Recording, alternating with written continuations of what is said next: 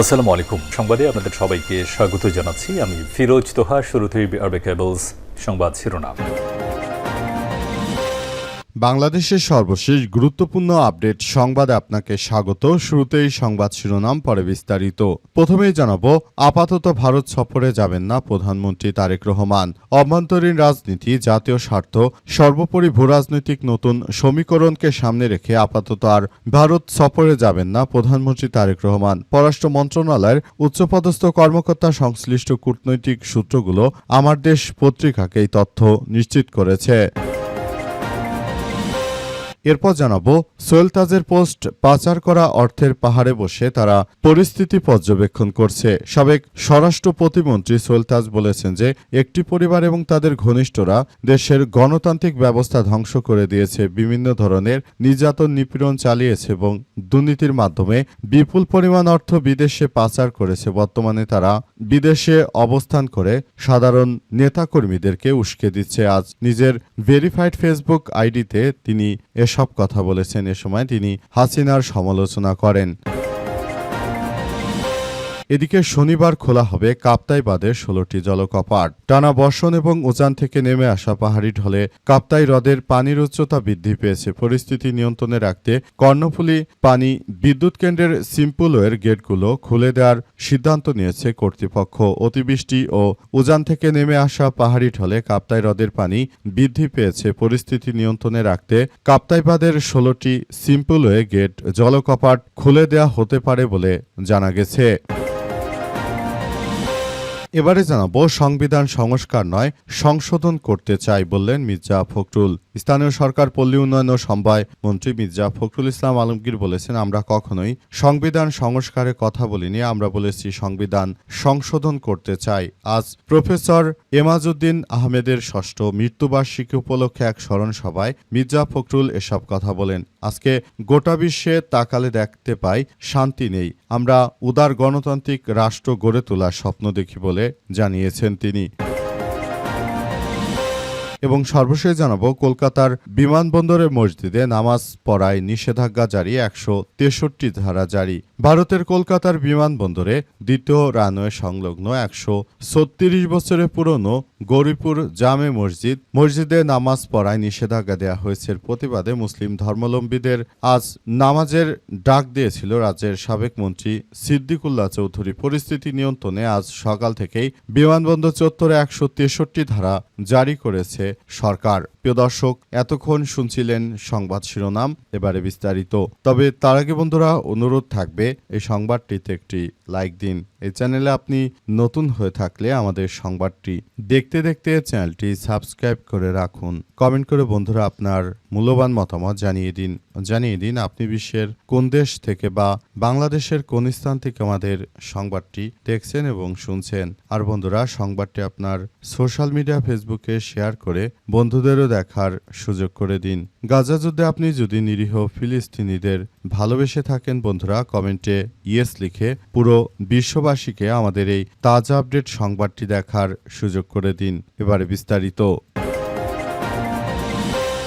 আপাতত ভারত সফরে যাচ্ছেন না প্রধানমন্ত্রী তারেক রহমান। অভ্যন্তরীণ রাজনৈতিক, জাতীয় স্বার্থ সর্বোপরি ভূরাজনৈতিক নতুন সমীকরণকে সামনে রেখে আপাতত আর ভারতে সফরে যাচ্ছেন না প্রধানমন্ত্রী তারেক রহমান। বিভিন্ন কূটনৈতিক সূত্র থেকে বিষয়টি নিশ্চিত করা হয়েছে।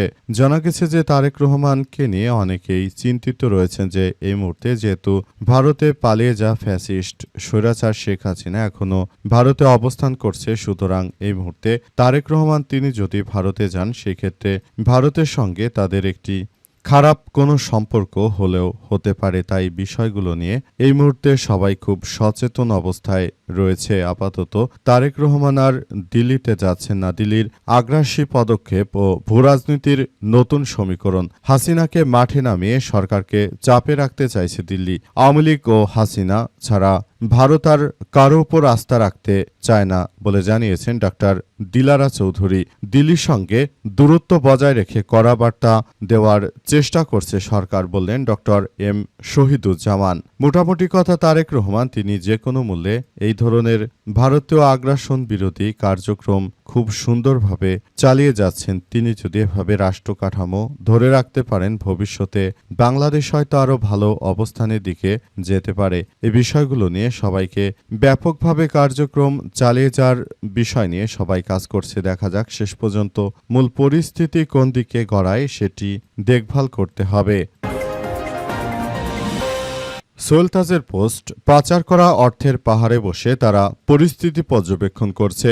সাবেক স্বরাষ্ট্রমন্ত্রী সোহেল তাজ জানিয়েছেন যে একটি পরিবার এবং তাদের ঘনিষ্ঠরা দেশের গণতান্ত্রিক ব্যবস্থা ধ্বংস করে এখন ভারতে পলাতক রয়েছে এবং বিদেশের মাটিতে বসে তারা আবারও বাংলাদেশকে অস্থিতিশীল করতে চাইছে বলে অভিযোগ করেছেন সোহেল তাজ। তিনি বলেছেন যে এদের কাজই হচ্ছে তারা বাংলাদেশটাকে একটি ধ্বংসস্তূপে পরিণত করতে চায়। সে কারণে তারা আবারও এই ধরনের কার্যক্রমের দিকে এগিয়ে যাচ্ছে। তাদের মূল উদ্দেশ্য হচ্ছে তারা ভবিষ্যতের দিকে এগিয়ে যাওয়ার আগে আবারও ব্যাপকভাবে সন্ত্রাসী কার্যক্রম চালিয়ে যাচ্ছে।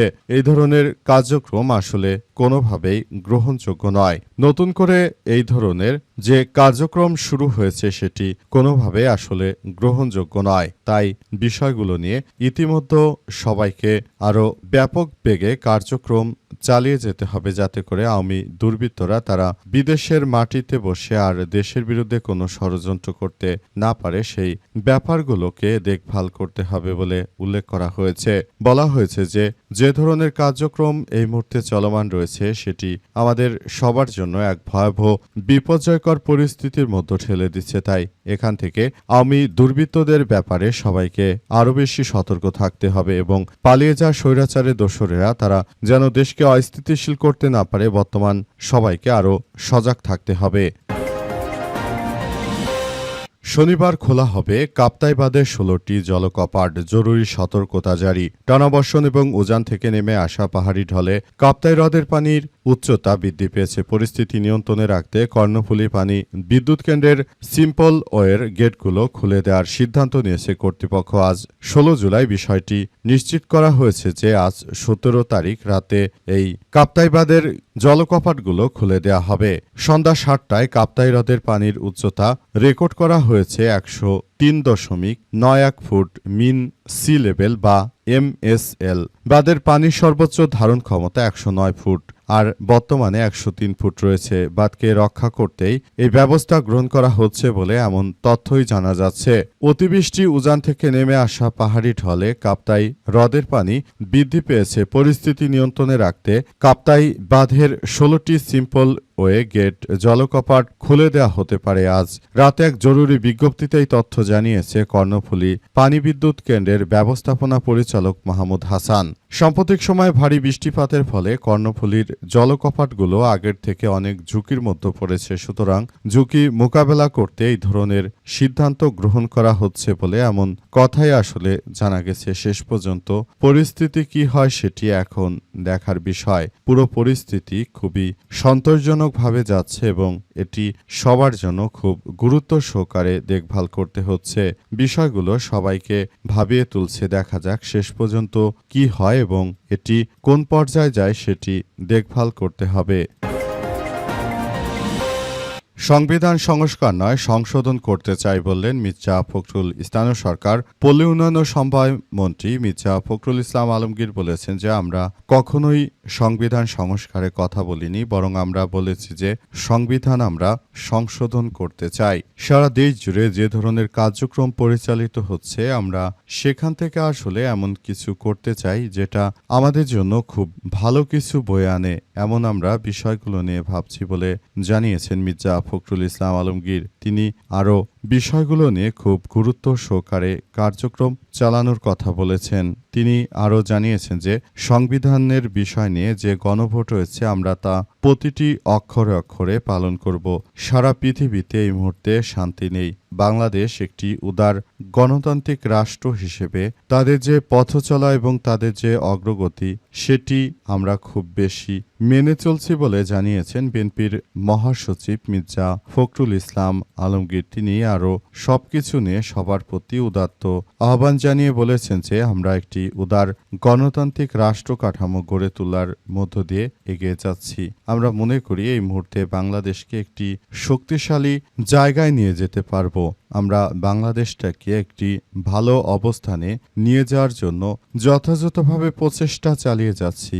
এই মুহূর্তে সেটি আমাদের জন্য এক কার্যক্রম এবং এই পরিস্থিতি সবকিছু আমাদের জন্য অনুকূলে আছে। তাই বর্তমান সময়ে আমরা এই পরিস্থিতিকে খুব সুন্দরভাবে গড়ে তোলার মধ্য দিয়ে একটি সুন্দর ও সমৃদ্ধির একটি ভবিষ্যতের আধুনিক রাষ্ট্র গড়ে তুলতে বদ্ধপরিকর বলে জানান তিনি। মির্জা ফখরুল তিনি ইতিমধ্যে বিষয়গুলো নিয়ে সবার প্রতি উদাত্ত আহ্বান জানিয়ে বলেছেন যে আসুন কোনো হানাহানি মারামারি নয়, বরং একসাথে মিলেমিশে একটি রাষ্ট্র কাঠামো এমনভাবে গড়ে তুলি যাতে করে আমাদের নিন্দুকরা আমাদের ভালো কিছু দেখে তারা হিংসায় জ্বলবে এবং আমরা রাষ্ট্রকে একটি সুন্দর ও সঠিক অবস্থানে চালাতে পারবো, এমন কথাই জানিয়েছেন বিএনপির মহাসচিব মির্জা ফখরুল ইসলাম আলমগীর। তিনি ইতিমধ্যে নেতাকর্মী সবাইকে এই ঐক্যের ডাক দিয়েছেন।